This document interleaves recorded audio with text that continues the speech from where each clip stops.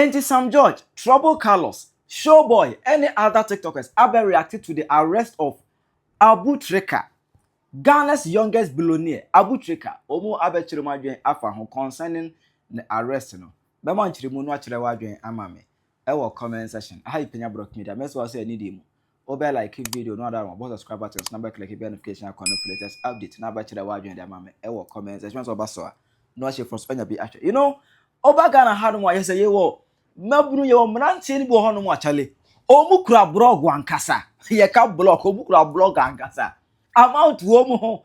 But as on head hu adwuma bia omu ye.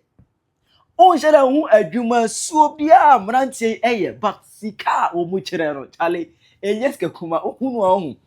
Now as a young guy no, as a older brother no, you are not putting in effort.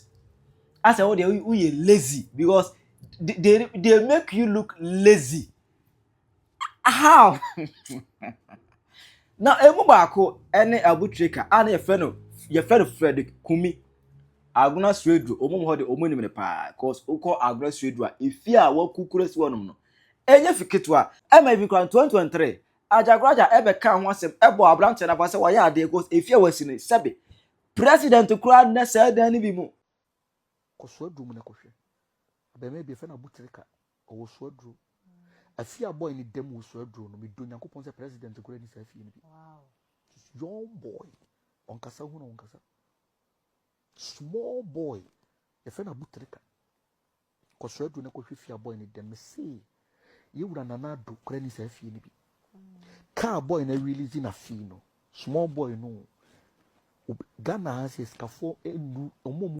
Now that Abu Trica am no kan say no ba Ghana han ma obi no say about cash there or cash ba sika e wo no ho dweta kudi no ebu on say was opie so o chiriska on one kasa o ye video post e chiriska and Abu Trica start say dey na man focus Abu nya Abu Trica because sika na we post on here ubenya asem ho but obi a obeka that say no bia na man focus comment section say hey guy you are just hating on the the successful guy, you are hating on him, but na you hate na man for tuneful as a young guy when you sika how would you show sika ehu because ya show source of income wa won share ni adwuma bia organize bia me wo adwuma we me company we me run business we won share ni bisa but sika wo show no enye sika kuma entino munya abotre tietia break kakra but still Nakeles entiasia on enye sika enene how si pe no eno best spend na o show na back at 2025 you no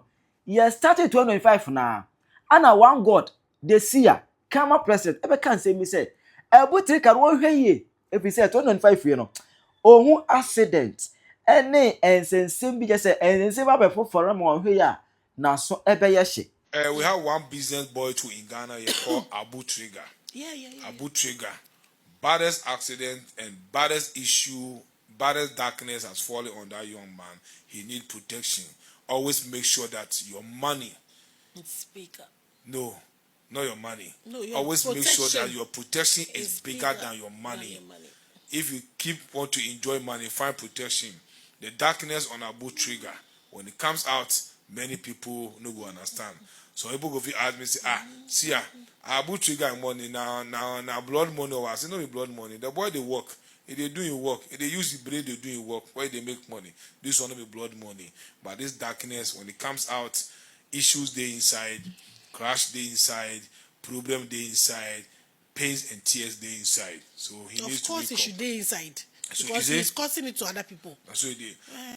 Kama president e kan that same no okay no amam for sa kodi na for comment and say guy modo bi cause na yemoya da bia mo mu hu ade pada ana munye say da everything can be shame. It was on Thursday and a PM on the internet. I said Abu Trica I friend of Frederick Kumi no FBI for FUSC abetebre no edene I said that information no a USA Department of Justice from the office of the Attorney General and omode this immediate release about our muchiremu say Ghanaian national named Kumi Frederick ya banamra ne ekfreno Abu Trica o ma beche no a che wachi nyina ne say watena Ghana edini nyansa na adwene SCC US for papa mpanifo mu fiet ekwani mu no just a romance scam I say said Game Boy si organ hanum scam all day or pro baby sebe na deja na omo de scam mrofo no jom hu sika ne ade ade omo do mu konuro so koyi ko safa wo mu koyi omo ho honhum eti no ne nsanya to keyboard no so amount be body bia no o de be back down ema eba se FBI for abetchen ana the money in question $8 million.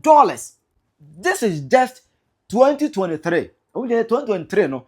And I will make it scam or defraud some elderly victims in USA to the trim amount of what? $8 million. It's back here. 2023 they able pam Abu Trica. A whole of or ye cyber truck white mienu eto ho white or to ho party you know say 2023 they Abu Trica chile Ghana for say oh hangasa or ye cashma or honomo 20 o show sika ankasa Emma na be hu say Abu Trica yi chine ye no kure alas enya no kure eti enu aye 12 no Friday na ye 12 no ana iyoku Economic and Organized Crime Office ewa Ghana hanom omo ebe confirm say eye no kure say Abu Trica yakwa chine na eye omo en eche Abu Trica edin koma FBI say omo mfa ne nko what I say omo because omo to so one so untimi tena Ghana hanom na mfa wadwe no nyansa manfo edo mo body eye adwumade ne physical untimi tena dem emfa nyansa ensisi obi monocro no on the internet ne omo eche no edikwa say yoku together with some other security agencies in Ghana here and ekwache Abu Trica edin koma FBI say omo mfa ne nko US honomo now concerning this arrest no and on the ShowBoy there was once a time now on Abu Trica will fight be Emma waka say Abu Trica any thousand is only dama only hwe coins me one no dey did only capre it about say a channel for train small be can but ShowBoy buy no and same way no kan ye Abu oko anu asne cheka adela no sne cheka adeles no mo kroma omo zo mo mbu me no sne chomu nyina ate so ultimately sne cheka adeles no mo bo na jis kan omo so mo kan bi the card dealers that also help you cash out the money that they know says scanner a fraud sicano or na can be ye ni kokko eni also ma miskali bi nhye me ho edu so small card dealers among my friends my pet niggas to America mo ye money laundry edu mu nyina ampo so na me ba life mu nyina ba bo mu nyina mo din 1 se mo mu be mumbu adanko monza mumbu kimi ti men it's a life radio F what I say Emma trouble colors and oba in one fan spare talk about dinner temper say sebe Abu Trica wajimi uni to sika na wanya sika fi ada na won keep loki munswa Chris Wado o game jamu nyina senior game boy o game jamu nyina but loki munsua no na game boy samba munya hwan mu ni jimi no munsua no etina ma trouble colors ebe bo na adwe e kire Abu Trica Ragati asamaba swadro bilonia a ye frɛ no Abu Trica enene yakwa chene no na asami esi 11th of December enedue 2025 around 12 o'clock ene ese kokoko soa no na munima Abu Trica ono pe ene bilonia owo swadro guy we say ena se wo emfie be ye mfa ne se 25 to 30 na wo hwe Abu Trica na lifestyle na wo live na obeka se wa mobra na nse ye mihunu boyo wo Dubai aye friend no ho a wo so wo ye forest trading obe make comment bi mihu sa comment na me ra ho wo se sa wo ye abrantie na woni 6,000 pounds e wo account ma that means say what fail in life na mihunu sa de no ene be si mitrim say because of sa pressure we say nti ena Emma boys and get themselves to some activities bia any kwan so mo get themselves into na wiase na ye won ya nwo obi aso obi amesikani e fact obi wo ho ye won so me ye adwuma ma me obi so ho ye won se me ye adwuma ma no obi wo ye won so me cleaner ba omutimi eputi pressure saa na boys ni bi do muti akwa kowura ba bi any kwan so mu di omura so ene news a yensa baba be kan enie yese abrantie bi a owo suodru a ye fe na Abu Trica a ne din ankasa ede Frederick Kumi I also friend Emmanuel Kojo Ban Oben, aka Abu Trica, or 31 years old. Now, according to information I want, in your padia boy ne wono. Just yes, would drew ni fear a chain White House or America. Just a boy no was if ankasa.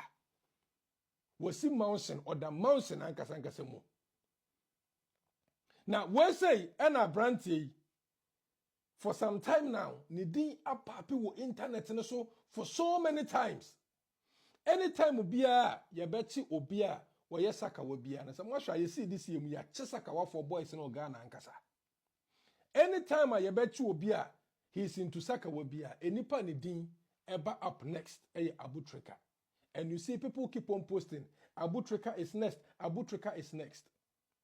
The Ghana for omu wish the aman on adwem boni na we trimuno and God being so good to them because me den amen kan ya cheno.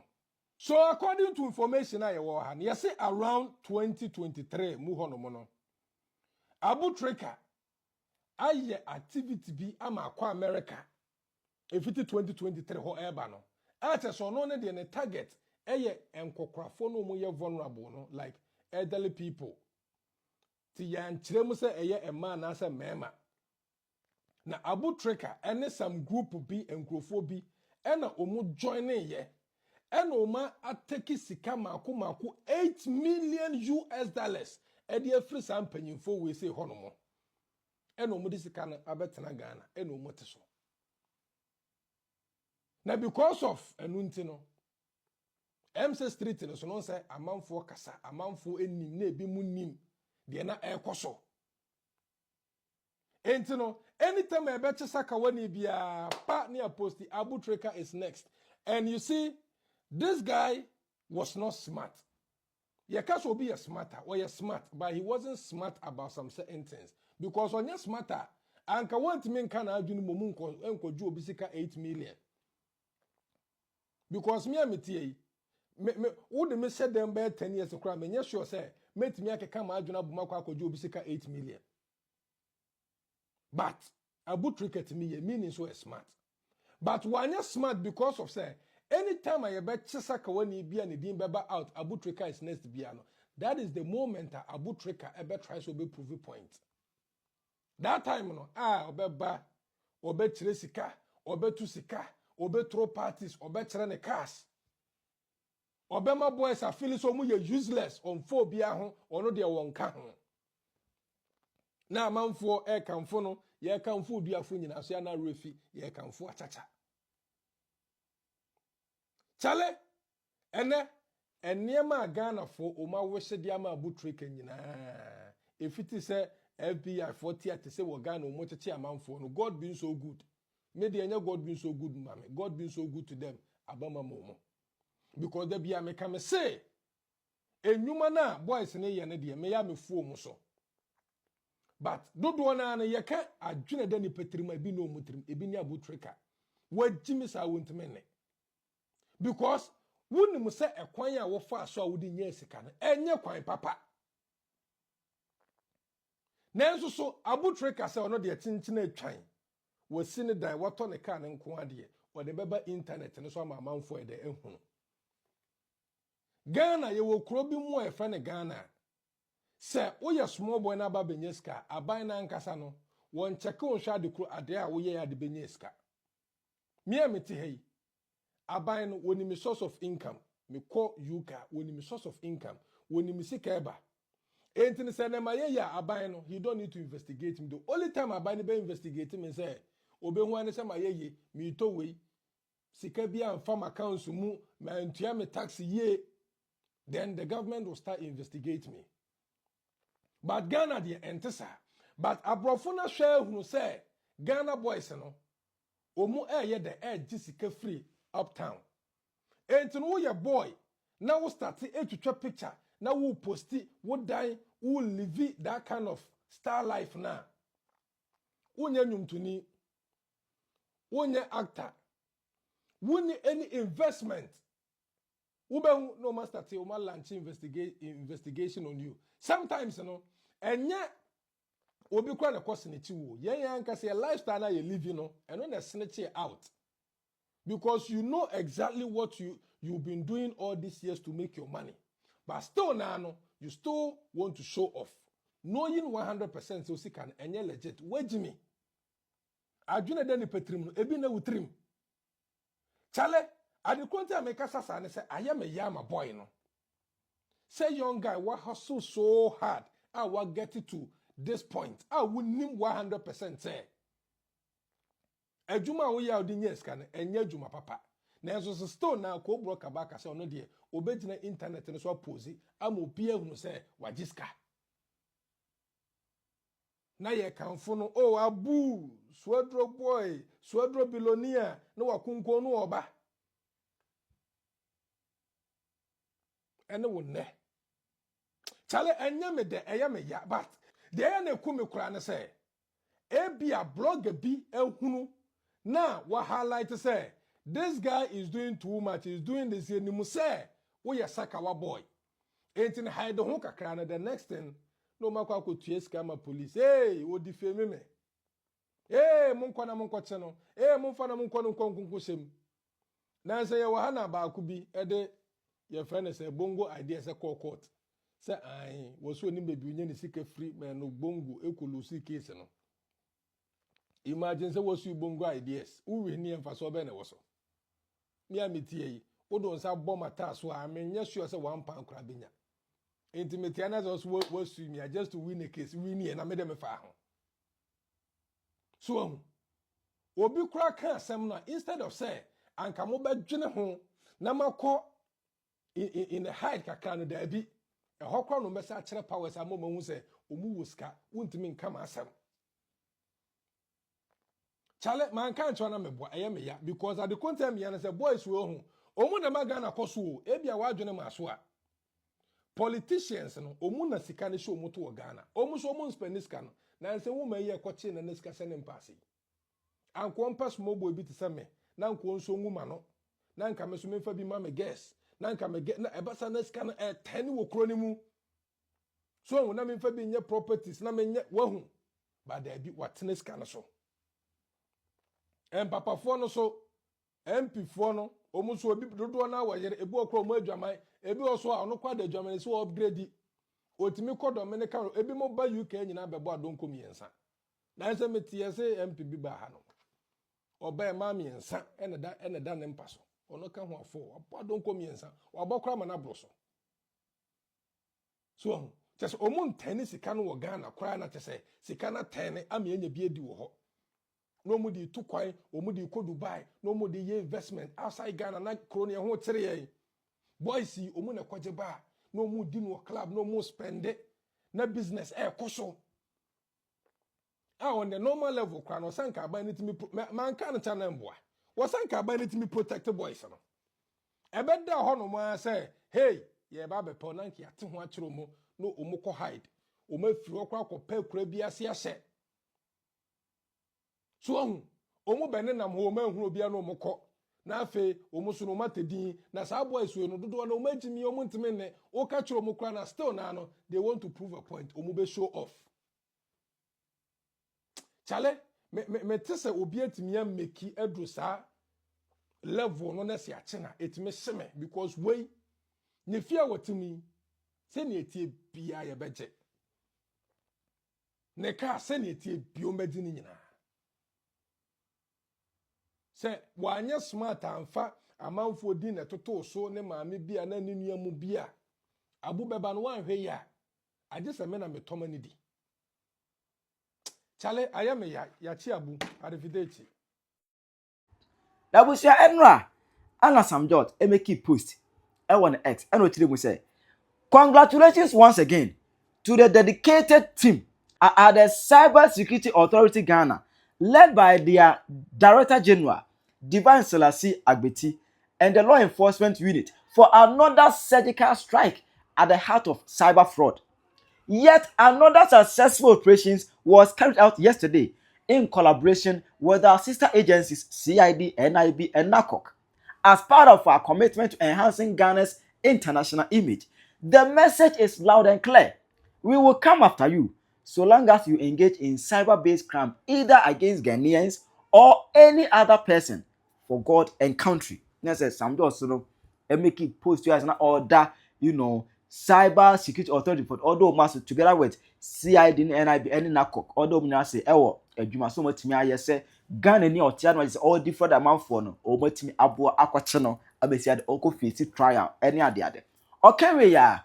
And as I thought to say, there are 3 other people coming few days no. No, almost so as soon ebeyeshi. The arrest is on the way coming. You realize that just yesterday, one of my agencies, the Cybersecurity Authority, picked up an individual who is supposed to be successful. There's no peace with that kind of success.